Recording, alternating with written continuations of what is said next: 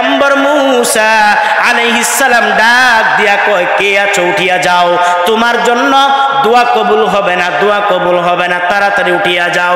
গুনাহগার চোখের পানি ছেড়ে ওই মাজলিসের ভিতরে আল্লাহর আদালতে কান্না করে আর কয়, মালিক আমি তো গুনাহগার, কেউ জানে না, শুধু আপনি মালিক জানেন। আল্লাহ এখন যদি আমি উঠিয়া যাই তাহলে মানুষ বলবে আমি গুনাহগার, আমি পাপী, এলাকার ভিতরে আমি মুখ দেখাইতে পারবো না, এলাকার ভিতরে আমি চলাফেরা করতে পারবো না। মালিক আর যদি বসিয়া থাকি তাহলে মানুষ মনে করো আমার কারণে দোয়াও কবুল হবে না, বৃষ্টিও হবে না, মানুষেরা কষ্ট পাবে। এখন আমি কি করব? আমার তো আর রাস্তা নাই। ও বদুর এলাকার মুসলমান যুবক ভাই, মুরব্বী বাবারা বলেন, কোথাও মানুষের রাস্তা নাই, একটা রাস্তা খোলা আছে, তার নাম কি? আরো জোরে বলেন, তার নাম কি?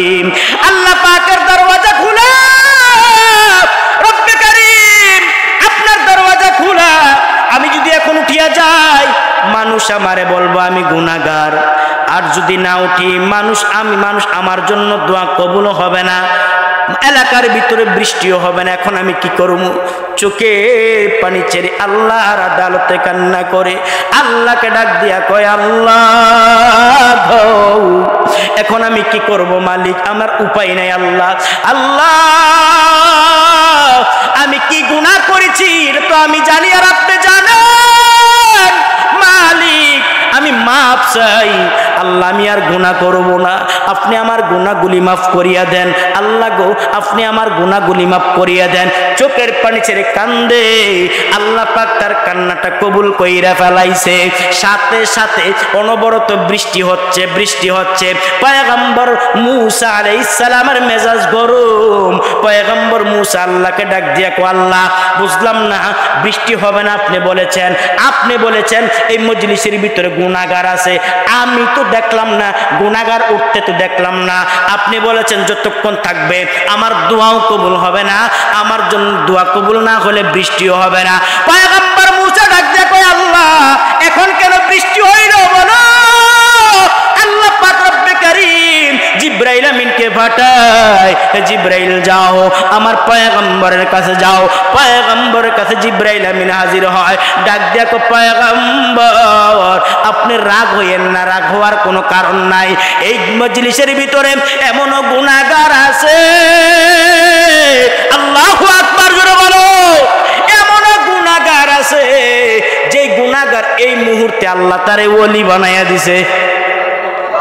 আরো জোরে কোন, আল্লাহ তারে ওলি বানাইয়া দিছে। ও মুসলমান, সকালবেলার গুনাহগার, বিকাল বেলার আল্লাহওয়ালা, সকাল বেলার ধনী, বিকাল বেলার ফকির। ও মুসলমান, সকাল বেলার গুনাহগার, বিকাল বেলা আল্লাহওয়ালা। ও যুবক, তুমি ফেসবুক চালাইয়া গুনাহ করেছো, আজকে থেকে তওবা করো, ইনশাআল্লাহ তোমার মতন যুবক আল্লাহওয়ালা হইতে পারবা। হে মুরব্বী বাবারা, আজকে থেকে ওয়াদা করেন জীবনে আর গীবত করব না, কারণ আমার পয়গম্বর বলেন আল গীবাতু আশাদ্দু মিনাজ জিনা, গীবত জিনার সমতুল্য। অনেক মানুষ কিয়ামতের ময়দানে দাঁড়ায়া যাবে, মুরব্বীরা দাঁড়ায়া যাবে, বলবো আল্লাহ আমি তো গুনাহ করি নাই, জিনার গুনাহ করি নাই, আমার আমল নামায় কেমনে জিনার গুনাহ? আল্লাহ পাক রব্বে কারীমের ফেরেশতারা ডাক দিয়া বলবে, গুনাহ করছো কেমনে? অপর নামে গীবত গাইছো, এই জন্য তোমার আমল নামের জিনার গুনাহ উঠেছে।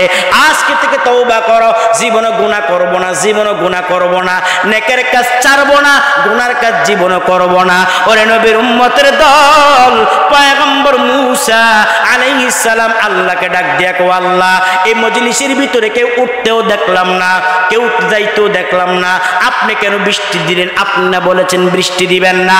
রব্বে কারীম জিবরাইল আমিনকে পাঠায়, জিবরাইল যা জানায়া দে, আমার পয়গম্বরকে জানায়া দে।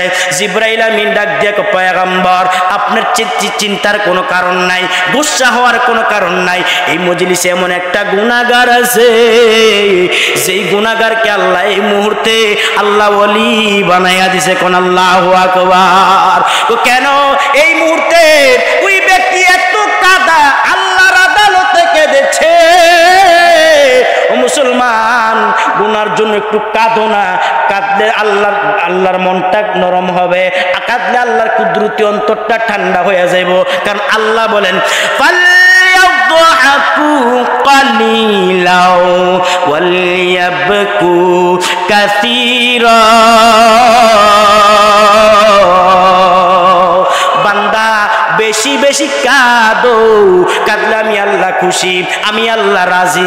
মুরব্বী বাবারা, কত চোখের পানি দুঃখ পাইলে পরে আল্লাহর আদালতে একটু কান্না করো।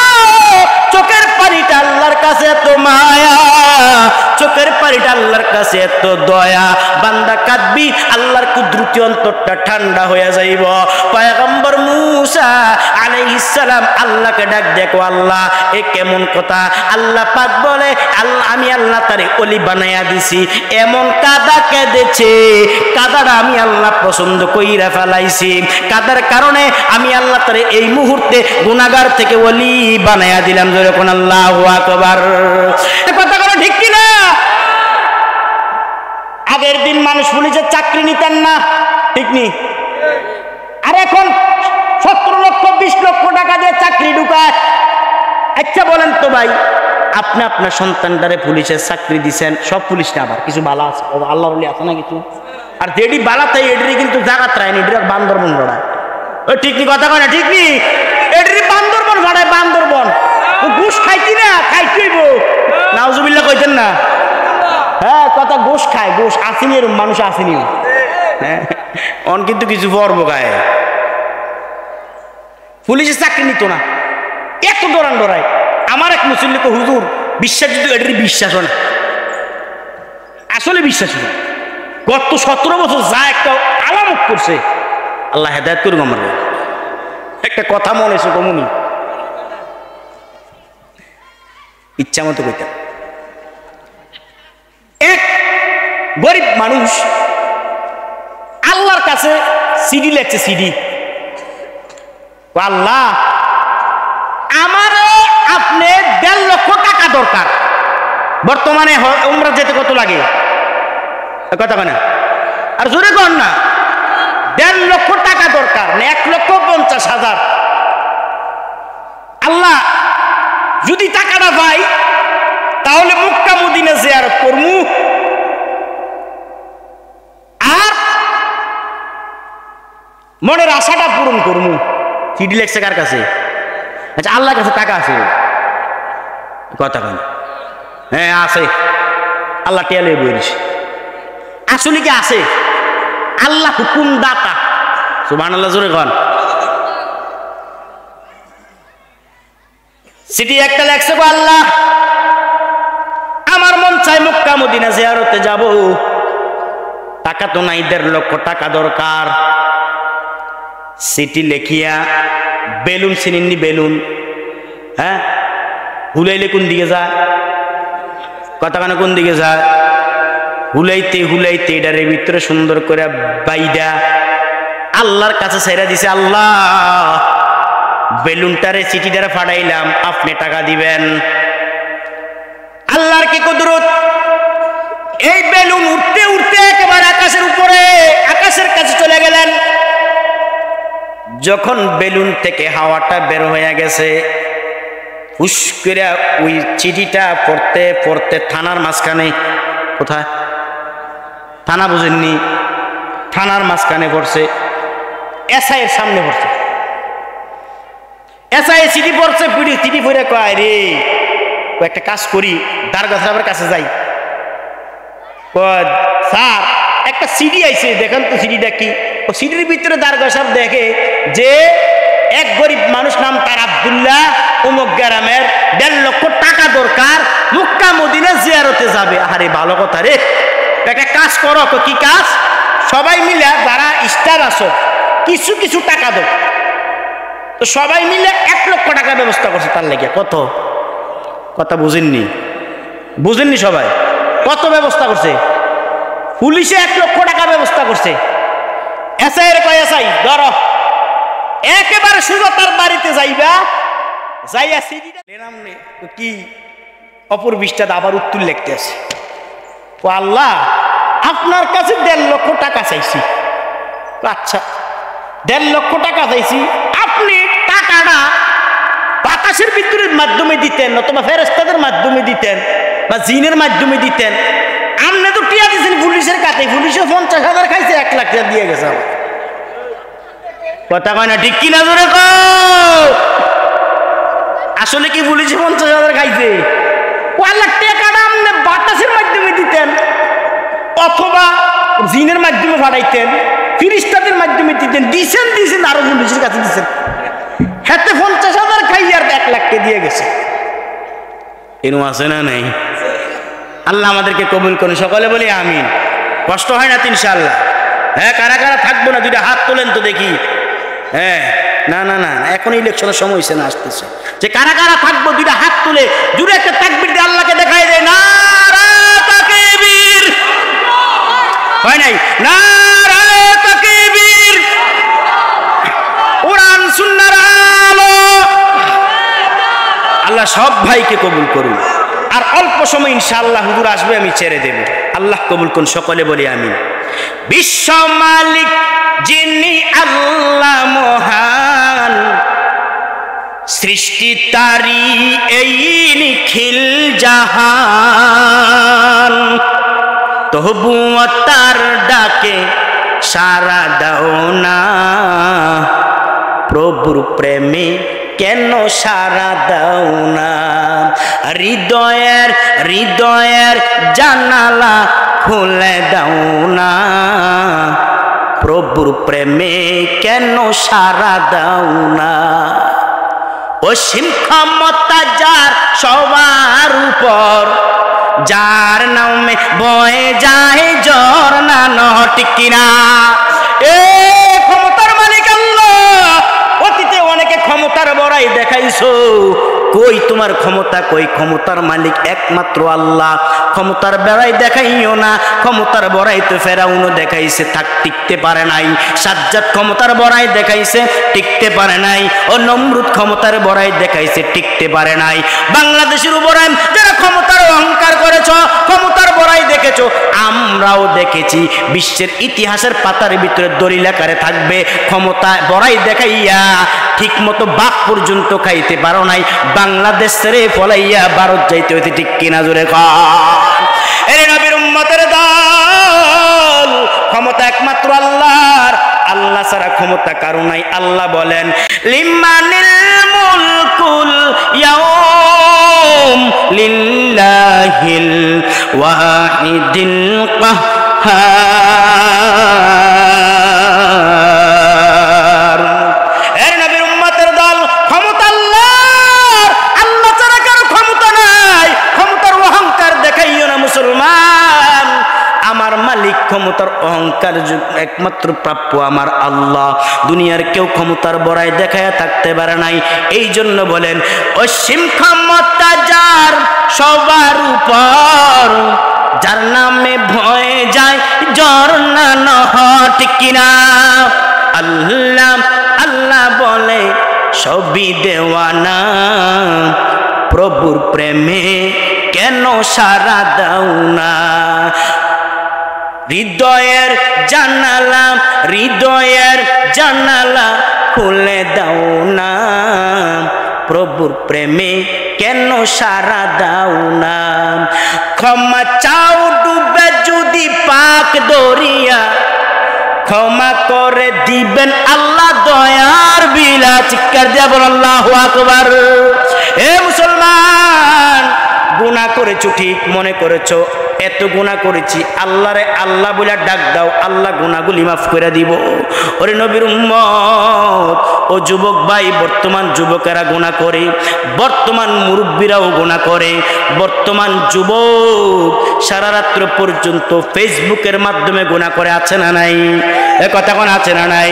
এ যুবক মনে রাখবা, তোমার মতন যুবক কখনো ডাক্তার হইতে পারবা না, কখনো ইঞ্জিনিয়ার হইতে পারবা না, কখনো বড় বড় বৈজ্ঞানিক হইতে পারবা না, কখনো তোমার মতন যুবক আলেম হইতে পারবা না।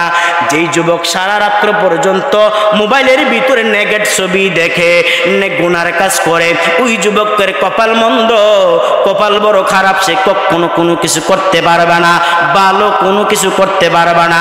একটু জিজ্ঞেস করে দেখো, একটু খোঁজ নিয়ে দেখো, যারা বড় বড় বৈজ্ঞানিক, বড় বড় ডাক্তার, ইঞ্জিনিয়ার, সারা রাত্র পর্যন্ত লেখাপড়া করেছে, ফেসবুকের ভিতরে সারা রাত্র ছিলেন না, তারাই ডাক্তার হইতে পেরেছে, তারাই ইঞ্জিনিয়ার হইতে পেরেছে, তারাই বড় বড় উলামায়ে কেরাম হতে পেরেছে। ওরে নবীর উম্মতের দল, ও যুবক বলিয়া যাই রে যুবক, সময়টা নষ্ট করিও না। আজ থেকে ফেসবুকের গুনাহ কারা কারা ছাড়বো? দুইটা হাত তুলে আল্লাহকে দেখাইয়া দাও, দেখি না দেখি কারা কারা ফেসবুকের গুনাহ ছাড়বো। আল্লাহ সব যুবককে কবুল করুন, সকলে বলি আমিন। মুরব্বীরাও গুনাহ করে, তো কেমন গুনাহ? নামাজ পড়ে আসরের নামাজ, আবার দোকানে যায়, অন্যের গীবত করিয়া করিয়া সব নামাজের সওয়াব শেষ। ঠিক কিনা ধরে কন? গীবত, শুধু গীবত আর গীবত। মুরব্বীর গুনাহ, যুবকের গুনাহ। ও যুবক, আজকে থেকে তওবা করো, জীবনে আর গুনাহ করবা না। গুনাহ খারাপ জিনিস, গুনাহ খারাপ জিনিস, গুনাহ থেকে ফিরে আসার চেষ্টা করো। আল্লাহ পাক রব্বে কারিমকে আল্লাহ বলে ডাক দাও, দেখবা আল্লাহ গুনাহগুলি মাফ করে দিবে। অনেকে মনে করতে পারে, হুজুর এত গুনাহ করেছি, গুনার খবর তো মায়ে জানে না, গুনার খবর তো বাবাই জানে না, এত গুনাহ করেছি, গুনাহ করা সত্ত্বেও আল্লাহ বুঝি আমারে মাফ করে দিব। হা মুসলমান মা, হা, আল্লাহর কাছে তওবা করো, আল্লাহকে আল্লাহ বলে ডাক দাও, আল্লাহ অবশ্যই তোমার গুনাহগুলি মাফ করে দিব। ছোট্ট একটা কথা মনে পড়ে যায়, পয়গম্বর মুসা আলাইহিস সালাম একদিন তার মজলিসের ভিতরে উপস্থিত, তার অনেক উম্মতরা উপস্থিত। সকল উম্মতরা কয়, পয়গম্বর এলাকার ভিতরে বৃষ্টি নাই, অনেক দিন বৃষ্টি নাই, বৃষ্টির কারণে, বৃষ্টি না হওয়ার কারণে এলাকার ভিতরে বৃক্ষলতা তরুলতা হচ্ছে না, এখন কি করব? আপনি তো পয়গম্বর, আপনি একটু আল্লাহর কাছে দোয়া করেন না। যদি আপনি দোয়া করেন, অবশ্যই আল্লাহ পাক আপনাকে দোয়া কবুল করিয়া বৃষ্টি দিবে, একটু দোয়া করেন। পয়গম্বর মুসা আলাইহিস সালাম সকল উম্মতদেরকে নিয়ে আল্লাহর আদালতে যখন হাত বাড়ায়, কো আল্লাহ আপনার কাছে অনুরোধ, আপনি আমাদেরকে বৃষ্টি দেন। আল্লাহ পাক রব্বে কারীম জিবরাইল আমিনকে পাঠায়, জিবরাইল যাও, পয়গম্বর মুসার দোয়া তো আমি আল্লাহ কবুল করব না। কেন কেন? এই জন্য ওই মাজলিসের ভিতরে এমন একটা গুনাহগার আছে, এমন একটা পাপী আছে, পাপিষ্ঠ আছে, ওই পাপী ব্যক্তি যতক্ষণ না উঠবে আমি তার দোয়া কবুল করব না। পয়গম্বর মুসার কাছে জিবরাইল আমিনের আগমন, জিবরাইল আমিন ডাক দিয়া কয়, পয়গম্বর আপনি কি করেন? দোয়ার করিয়েন না, কারণ কি আপনার দোয়া আল্লাহর আদালতে কবুল হবে না। কেন আমার দোয়া কেন কবুল হবে না? কেন? এই জন্য এই মাজলিসের ভিতরে এমন একটা পাপী আছে, এমন একটা গুনাহগার আছে, যে গুনাহগার না উঠলে, সে যতক্ষণ না সরবে ততক্ষণ দোয়া কবুল হবে না।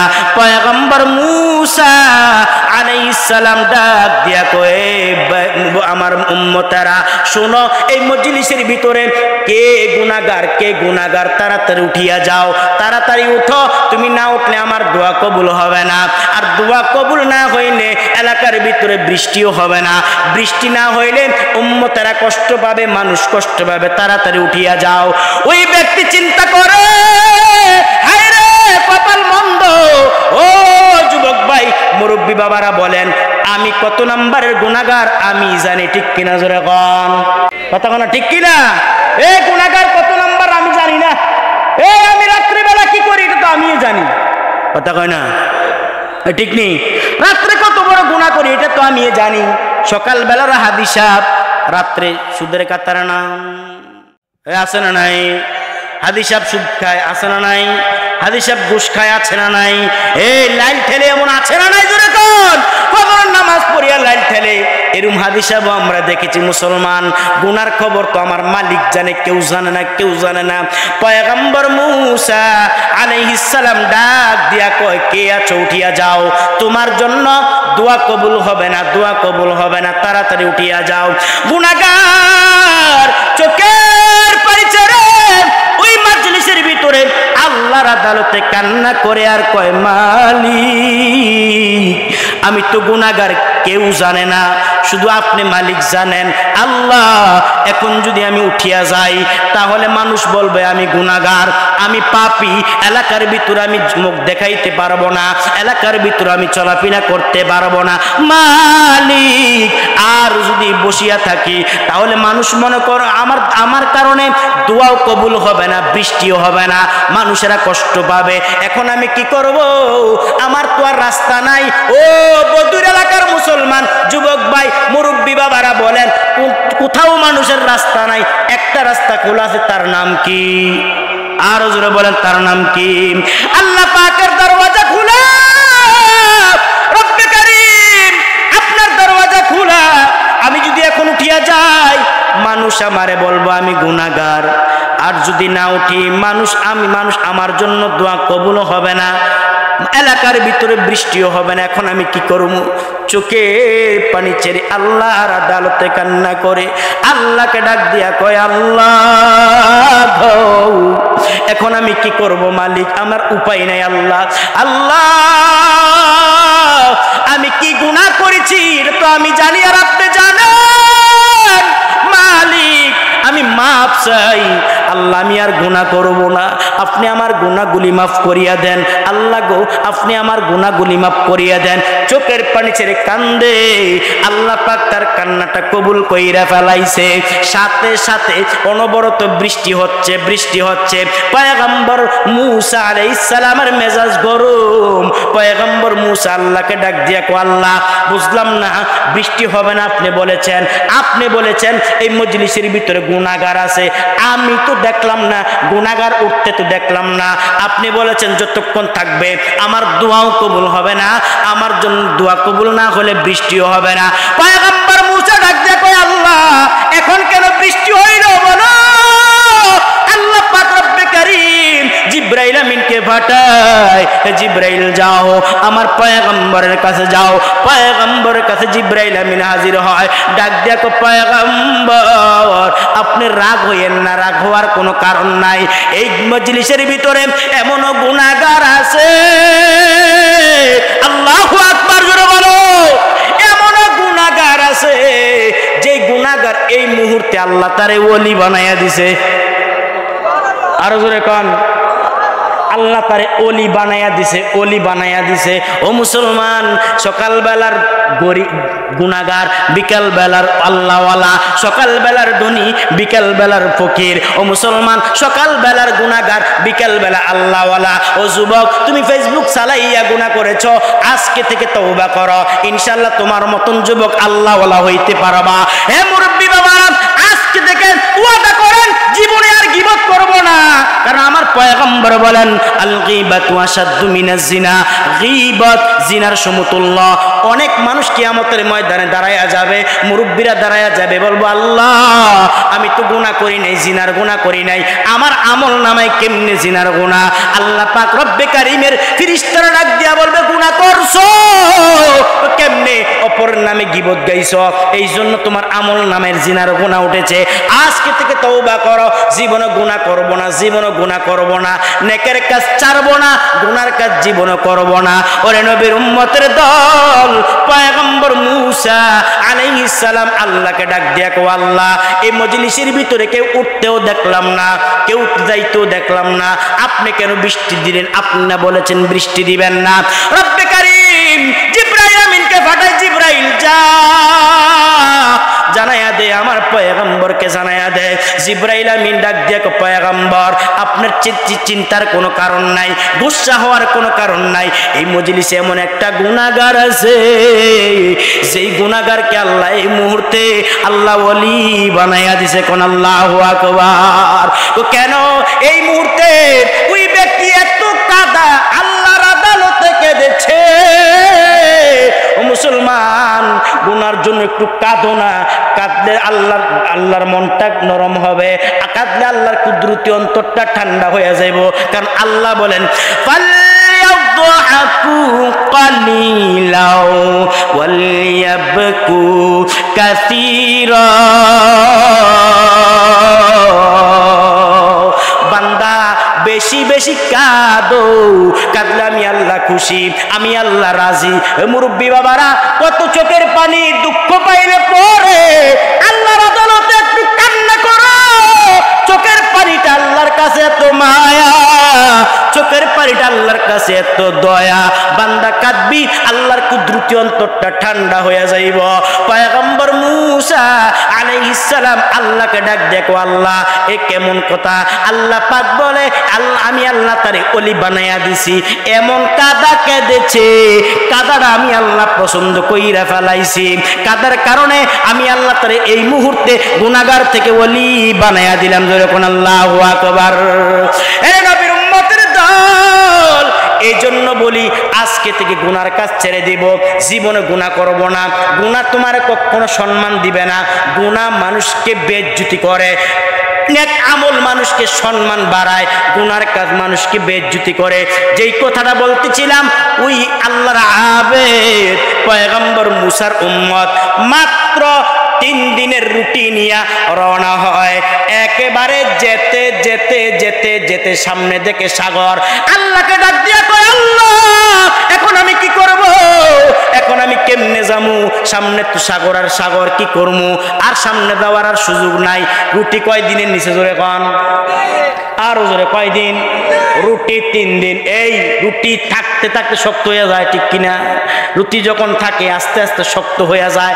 আগের দিন গমের রুটি খাইতো, আর বর্তমান মানুষ আটার রুটি খায়। ওরে নবীর উম্মতের দল, পয়গম্বর মূসা আলাইহিস সালামের উম্মত ডাক দিয়া কয়, আয় আল্লাহ এখন আমি কি করব? কেমনে আমি সামনে যাব? আল্লাহ পাকের কুদরতি অন্তরটা ঠান্ডা হয়ে গেছে। আল্লাহ পাক রব্বে কারীম ওই ব্যক্তির কোনো না কোনো কৌশল ভাবে ঠিক সাগরের দ্বীপের মাঝখানে, দ্বীপ দেখা যায়, দ্বীপের মাঝখানে তারে পুষাইয়া দিলেন। ওই ব্যক্তি দ্বীপের মাঝখানে পুষিয়া আল্লাহরে কয়, আলহামদুলিল্লাহ আল্লাহ, পুরা সাগরের পানি, মাঝখানে দ্বীপ, কেউ নাই আপনি ছাড়া আর আমি ছাড়া। আমি ইবাদত করব, আমি আপনার ডাকবো, আর আপনি আমার ডাক শুনবেন। পয়গম্বর মূসা আলাইহিস সালাম তার উম্মত ডাক দিয়ে কয়, আল্লাহ এইভাবে যখন ইবাদত করতেছি, ইবাদত 1 বছর নয়, 2 বছর নয়, কিতাবে বর্ণনা করেন 500 বছর ইবাদত করছে। কয় বছর? আরো জোরে কোন, কয় বছর? রুটি নিছে কয় দিনের? কথা কয় না? ইবাদত কত বছর? কি খাইলো? কি খাইয়া আল্লাহ তার ইবাদত করাইলো?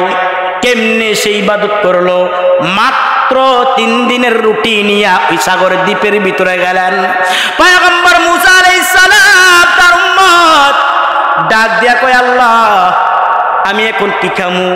আল্লাহ পাকের ওয়ার্ডার হুকুম, হে আবেদ, হে আমার গোলাম, তোমার বৃদ্ধা আঙ্গুল দ্বারা তুমি কি করো? আমার ইবাদত করতেছ। যাও, তোমার দ্বীপের ভিতরে আমি ডালিম গাছ সৃষ্টি করলাম। পেটে যখন ক্ষুধা লাগে, একটা ডালিম গাছের ডালিম ছিঁড়ে সে খিদা নিবারণ করে, আহার করে, খিদা দূর করে। যখন পানির তৃষ্ণা লাগে, পুরা সাগরের ভিতরে কটা পানি, লবণযুক্ত পানি। আল্লাহকে ডাক দিয়া কয়, আল্লাহ ও মালিক, এখন আমি কি করব? পুরা সাগরের ভিতরে তো লবণযুক্ত পানি, এই পানি তো আমি খাইতে পারি না, এখন আমি কি করব? আল্লাহ পাক ডাক দিয়া কয়, আবেদ, হে আমার গোলাম, শাহাদাত আঙ্গুলি দ্বারা দ্বীপের ভিতরে ধাক্কা দে, ধাক্কা দিলে আমি আল্লাহ তোর মিষ্টি পানির ব্যবস্থা করব। চিৎকার দিয়া বলেন আল্লাহু আকবার। সে আল্লাহ আছে না নাই? কথা মানে সে আল্লাহ আছে না নাই? সে আল্লাহ যদি পয়গম্বর মূসার উম্মতরে খাওয়াইতে পারে, সে আল্লাহ আমারে কেন পারবে না? ওরে নবীর উম্মত, আমরা মনে করি আল্লাহ আমাদেরকে খাওয়ায় না, আল্লাহ আমাদেরকে দেয় না। নারায়ে তাকবীর, নারায়ে তাকবীর। মুহাদ্দিস হুজুরের আগমন, শুভেচ্ছার স্বাগতম।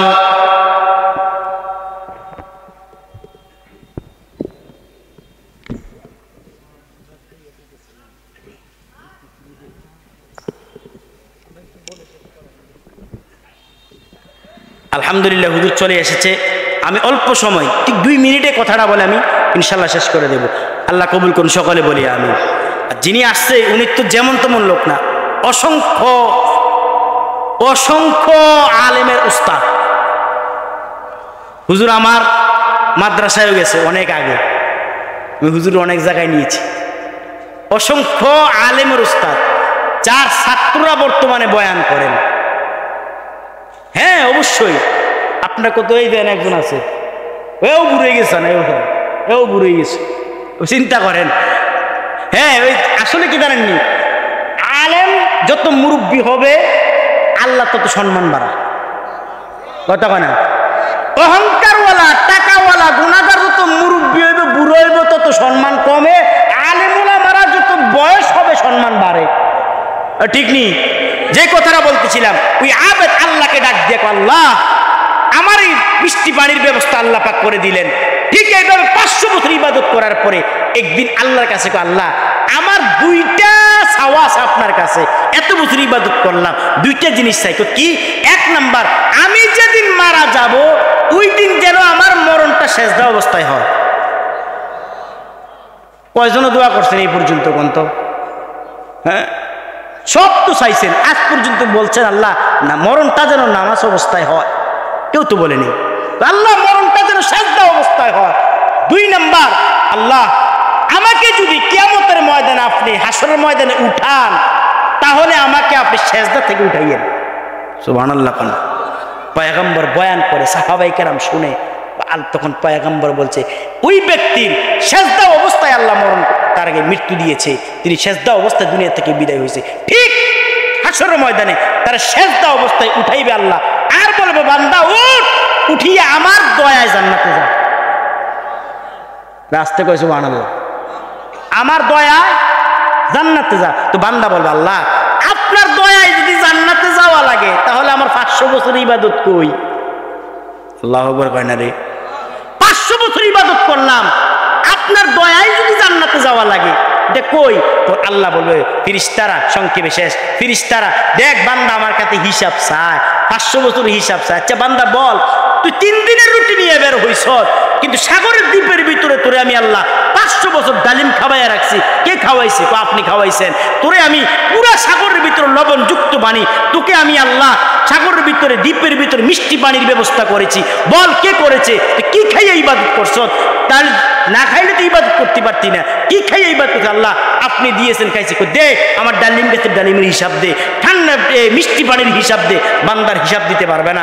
আল্লাহ তাআলা বলবে দেও, বান্দার জাহান্নামে ঢুকাইয়া দাও। বান্দা বলবে আল্লাহ আমি জাহান্নাম চাই না, এখন আপনার দয়া আপনি আমার জান্নাত দিয়া দেন। সুবহানাল্লাহ। কন্যা মুসলমান, সব কিছু দয়া লাগবে কার? দয়া লাগবে কার? আল্লাহ পাক আমাদেরকে সহি তরিকায় বুঝার তৌফিক দান করুন, সকলে বলি আমিন। আমাদের মুহাদ্দিস সাহেব হুজুরের কাছে দোয়া চাই, এবং হুজুর খুব ভালো তাফসীর করেন। আপনারা ইনশাআল্লাহ সবাই শেষ পর্যন্ত আখিরি মুনাজাত পর্যন্ত থাকবেন, এই কথা বলে আমি আমার এখান থেকে বিদায় নিলাম। আসসালামু আলাইকুম ওয়া রাহমাতুল্লাহি ওয়া বারাকাতুহু।